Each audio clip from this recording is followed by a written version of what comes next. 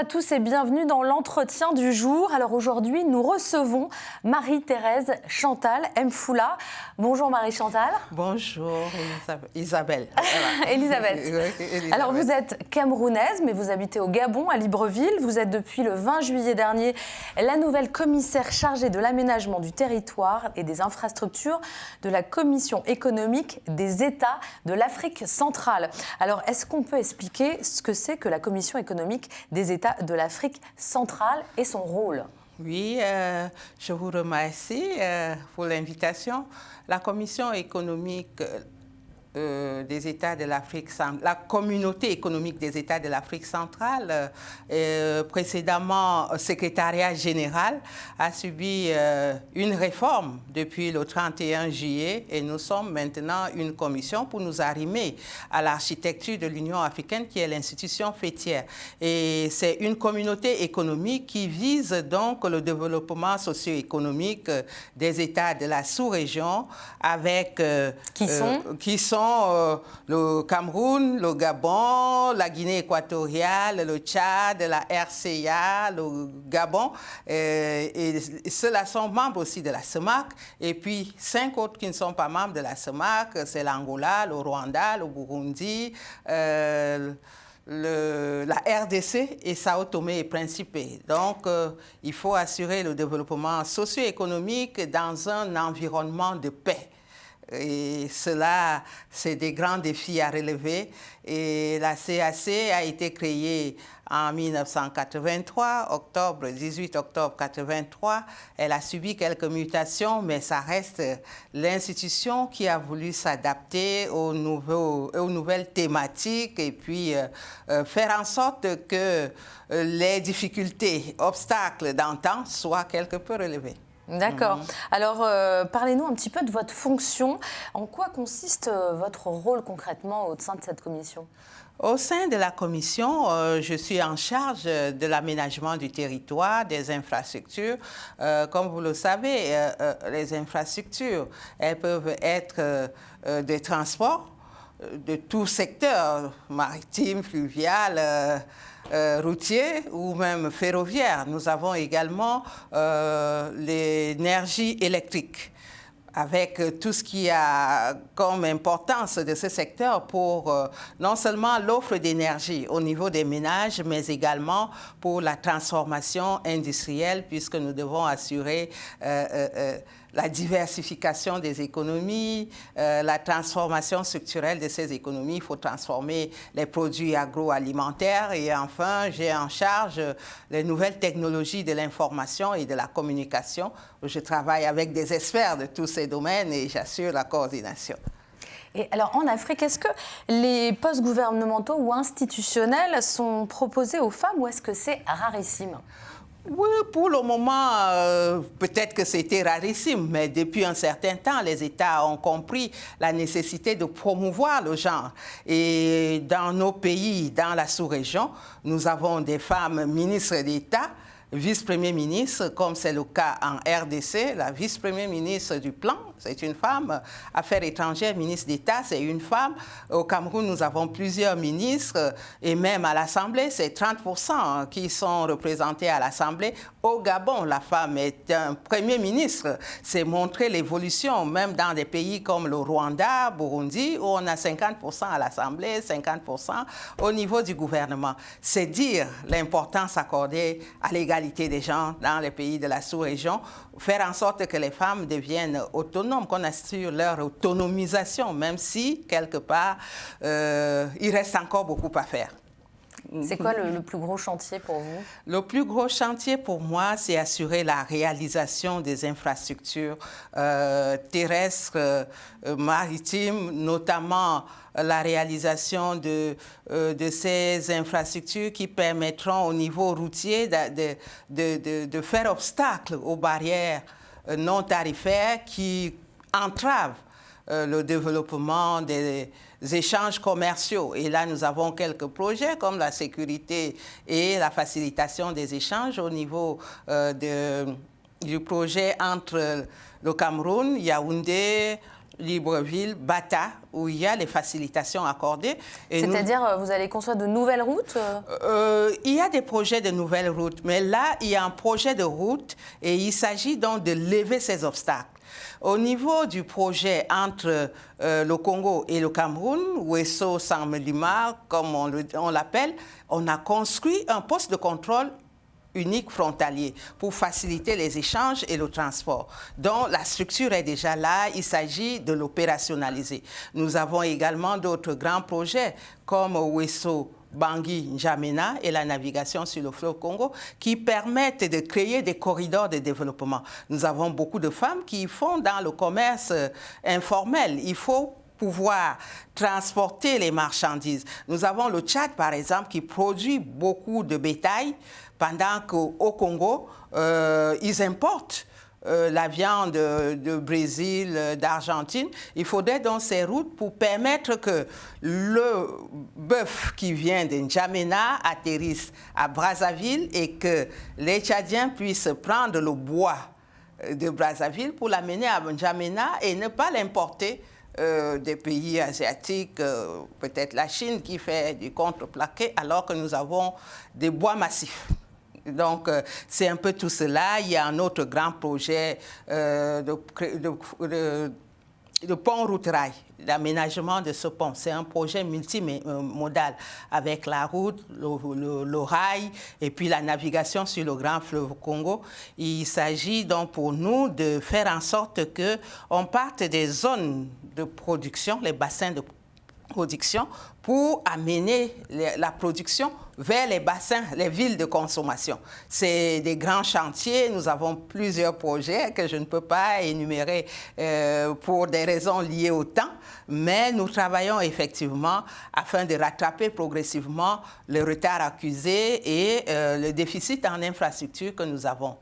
Alors, votre rôle, vous, c'est de trouver l'argent pour réaliser ces gros projets. Absolument. Et comment vous faites là, nous faisons une mobilisation de ressources. Nous avons des tables rondes. Il y a une table ronde qui devait se tenir à Brazzaville le 19 mars dernier pour les projets Ouesso Bangui N'Djamena, de même que pour le pont route-rail entre Brazzaville et Kinshasa sur le fleuve Congo et le prolongement du chemin de fer sur le fleuve entre Kinshasa et Lobo, toujours en RDC, Ouesso Bangui N'Djamena, navigation sur le fleuve Congo, mais qui a été reporté. Ce sont les États qui payent, ce sont les États qui financent. Les États s'engagent auprès des partenaires, nous les aidons à la mobilisation des ressources, à la recherche des financements, mais la CAC s'occupe aussi non seulement de l'exécution des études de faisabilité technique, environnementale, mais aussi de la coordination générale quand nous avons déjà des ressources.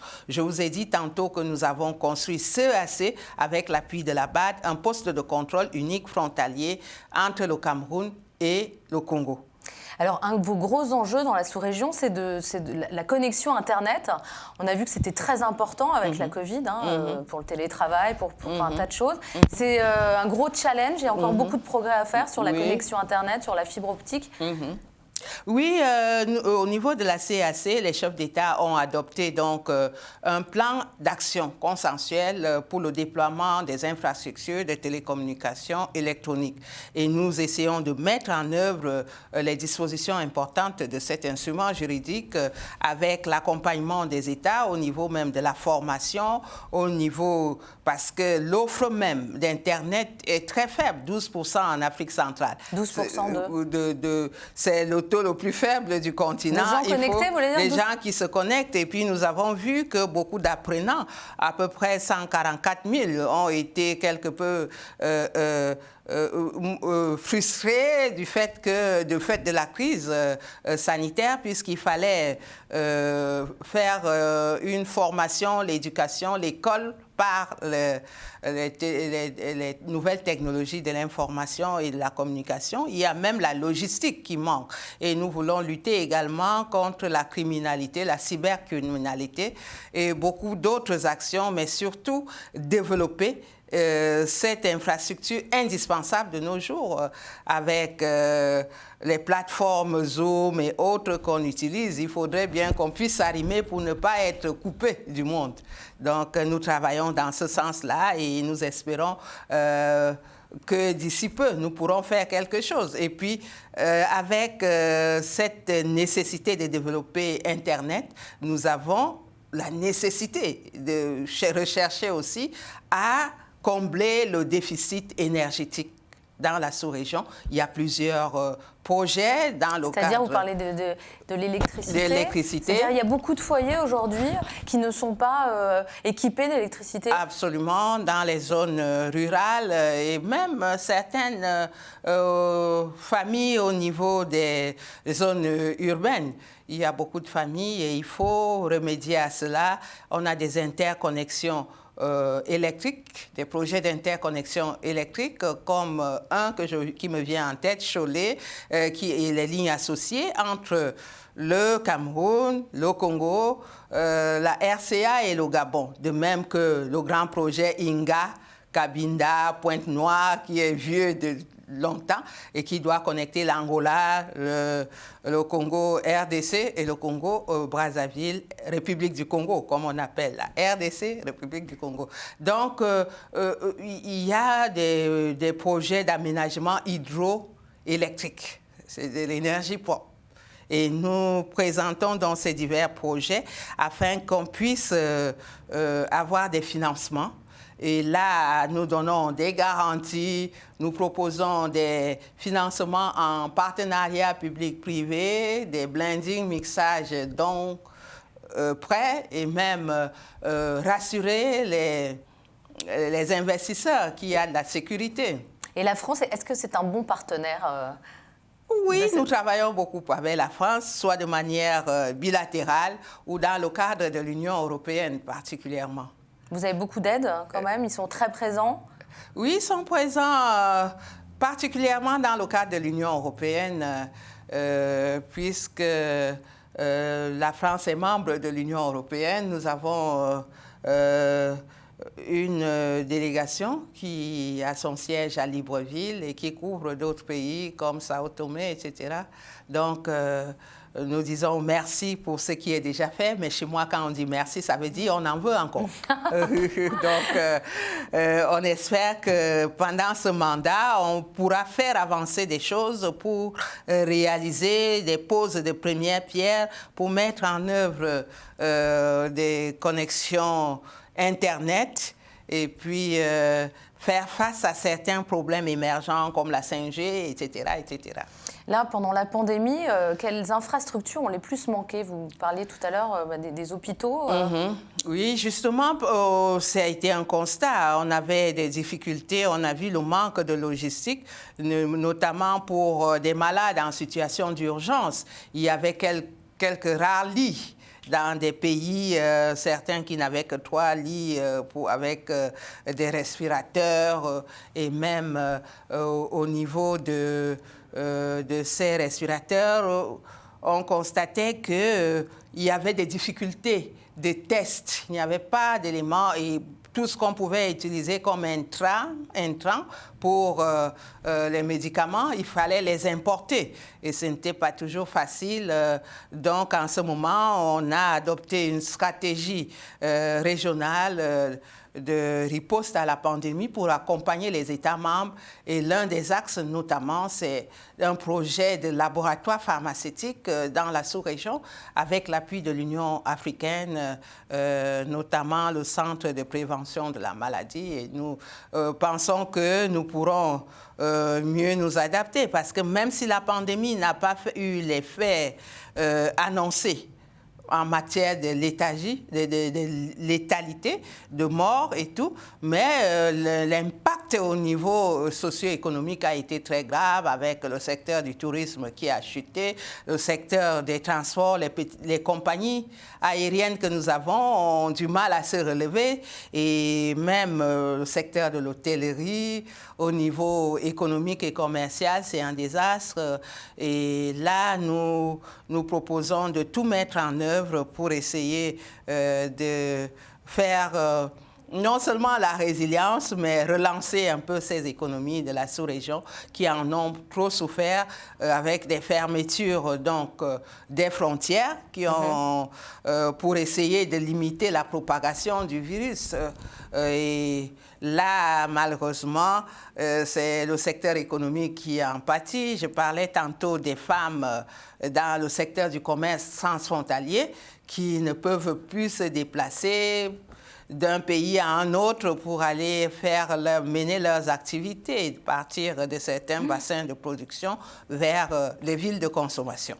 Merci beaucoup Marie-Chantal, on vous souhaite bonne chance et beaucoup de courage dans ce que vous faites. Merci beaucoup Elisabeth. Au revoir. Au revoir.